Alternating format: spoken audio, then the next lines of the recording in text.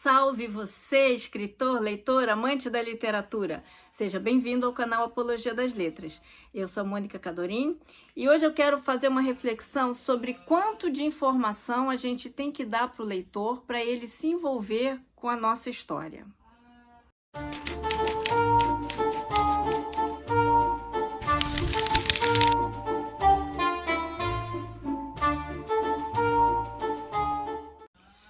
Quando a gente está contando uma história, um tema sempre sensível é quanto de informação a gente tem que dar, né? Qual é a hora de contar para o leitor alguma informação sobre o personagem, sobre a trama, né? Aí tem algumas histórias que são de mistério, tem histórias que são de suspense, histórias de terror, né? Essas são mais visivelmente que a gente tem que dar informação na hora certa.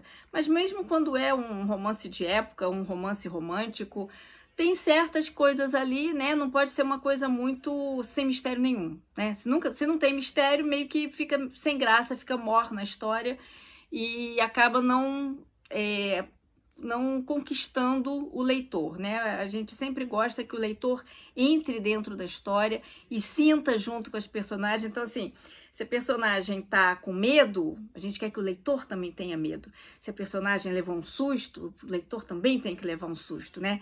Tem que ter essa cola entre o que a personagem está passando e o que o leitor está sentindo, né? Quanto mais integrado isso tiver, melhor para o sucesso da história. E a gente só consegue fazer isso dando informações para o leitor na hora certa. Então, é uma questão complicada isso, né? Será que já está na hora de eu dar essa informação? Será que não? Né? É uma coisa que a gente sempre fica nessa dúvida. Bom, primeiro, que toda história tem que ter algum segredo. Um personagem interessante é aquele que tem um segredo, né? Para a gente ficar naquela, o leitor fica naquela, será que ele está escondendo alguma coisa? O que será que ele está escondendo, né? É melhor do que alguém que seja totalmente assim, né, livro aberto, às vezes não é um personagem tão cativante. Agora, a gente tem que saber, quando é uma questão de trama, quando dá informação. Então, a gente às vezes vê algumas narrativas, eu estou assistindo uma série na televisão que é um pouco assim, um conto que eu li de um colega, aconteceu isso, de quem dá pouca informação. Então, o leitor não está entendendo o que está acontecendo. Aí, sabe, você continua assistindo, continua lendo, porque você quer a informação, você quer ser solucionado daquilo, né? Você quer saber o que é aquele. Você vê que tem um mistério, tem um segredo, mas o que é, né? E se o leitor, se o escritor não dá essa informação na hora certa, o leitor perde o interesse, sabe? Aquela coisa assim, essa série que eu tô assistindo, é porque o autor abre muitos mistérios, mas chega uma hora que assim, o mistério do que essa personagem tá fazendo lá, já sabe, já perdeu a graça? Não quero mais saber, porque passou da hora de me dar informação. Então assim, eu já perdi o interesse nesse mistério. Essa que é a questão.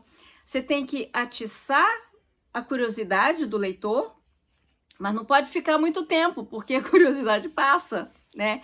E aí, no que a curiosidade passa, você perde o leitor, ele deixa de estar interessado na história, interessado na vida daquela personagem que está passando por aquela situação. Então, a gente tem que ter essa sensibilidade. E assim, não tem receita de bolo, não tem assim, a hora certa é quando, não tem, sabe? É uma coisa que é muito de sentimento de cada um, do próprio escritor. O escritor tem que saber, né? Planejar, isso é uma questão do planejamento, né? Então aqui eu vou levantar é como o clímax, né? Você vai numa ação ascendente e tem uma hora que tem que ter o clímax, senão uma história que vai para onde? Não tá indo para lugar nenhum. Se não tá indo para o clímax, não tá indo para lugar nenhum.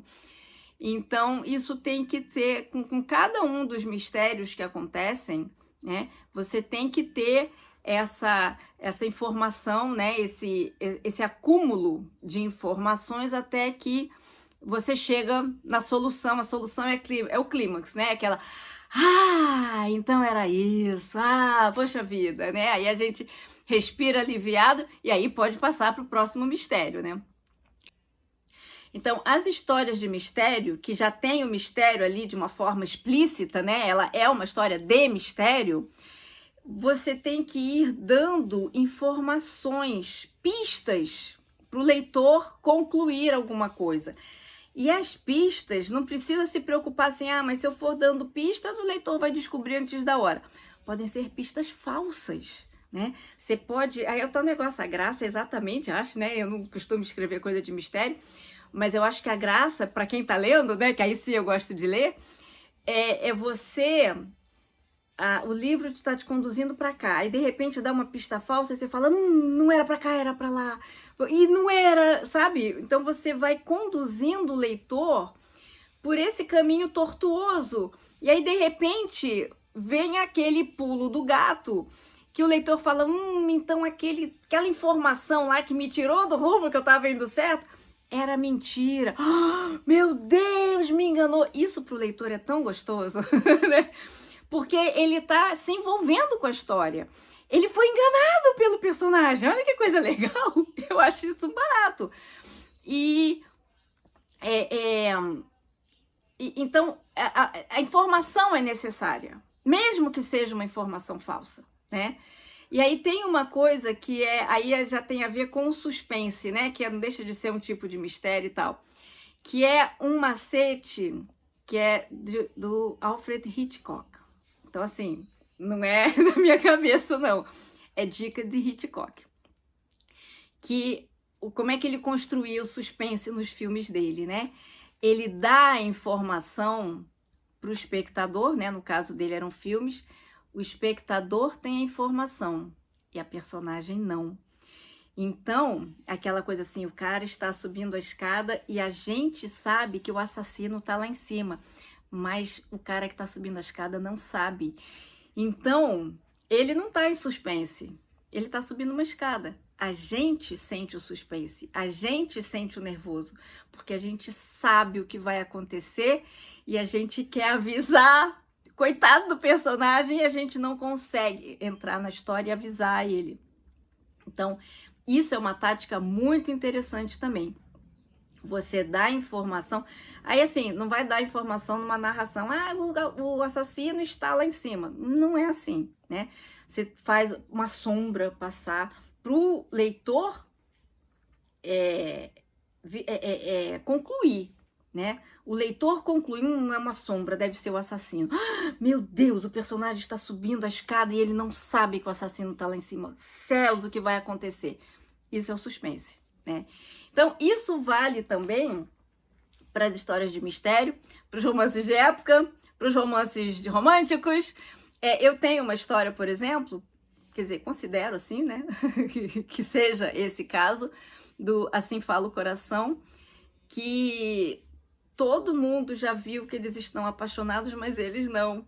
Então tem algumas cenas, alguns diálogos ali, que eu, como leitora, não testei isso ainda com nenhum leitor, mas eu ficava assim, sua anta, você tá apaixonado, só você que não enxerga, sabe?